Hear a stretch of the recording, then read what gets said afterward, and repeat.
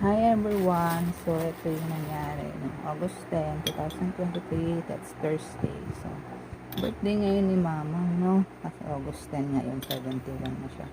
So, medyo nahirapan akong makatulog niyan. So, natulog ako ulit ng umaga. Nagising na ako ng 11. Pero, itong oras na yan, mga 7 a.m. yan. Naliligo pa si dad niyan. So, nag-almusal muna ako kasi kailangan ko mag-almusal para makainom ako ng folic acid.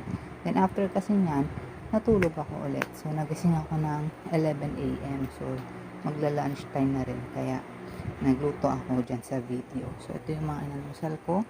Tasty, yung Energen, then ayun yung aking palaman. So, ito yung pinirito ko, no, itlog. Namiss ko yung kamatis kasi nung mga nakaraan, ang mahal daw ng kamatis. So, nilagyan ko rin ng malunggay para healthy tayo. So, nagsangag din ako ng kanin. So, thank God, merong papaya na hinog. So, yun yung lunch ko kanina. So, yan.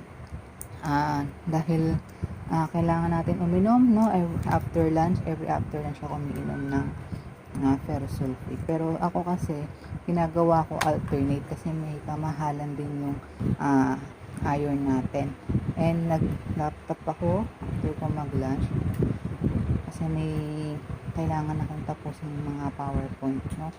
And sabi ko nga dun sa nakaraang video natin na kailangan natin tulungan yung partner natin para makabawas sa mga workloads niya. So, may inayos lang ako mga folders saka mga PowerPoint presentation.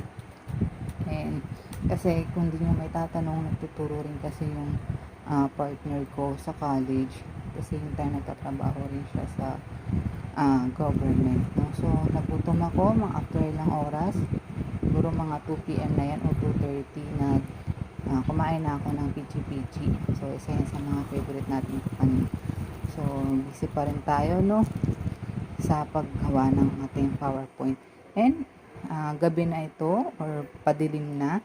So, nagpapak na lang ako dyan ng gatas, ng milk powder. So, ewan ko, feeling ko naman marami rin sa atin na nagpapapak din ng gatas, no. So, birthday ni Mamang, nagluto yung bunsong kapatid ni Dad ng spaghetti. So, yan, meron tayong spaghetti. So, kumain na rin kasi ako ng kanin yung that time, ay ng ulam. So, late na kasi naluto yung spaghetti. So, ito, nung isang araw pa dumating yung order sa Lazada. Ngayon ko lang nakuha sa baba.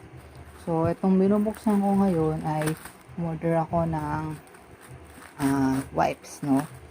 So, 9 pesos ko lang nabili yan kasi may free shipping ang Lazada. So, yung sa nila 8 na mga promo nila, diba? So, nakabili ako niyan ng wipes. So, 80 wipes 80 sheets. Yan. So, ito namang pangalawa, yung tsinelas. Kasi, medyo natudulas na ako dun sa tsinelas na ginagamit ko.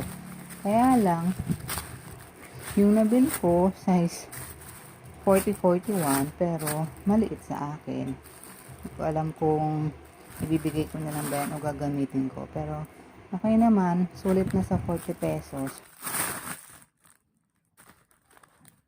Nag-react ako dyan kasi nababahuan ako dun sa goma. So, yan lang muna guys. Thank you.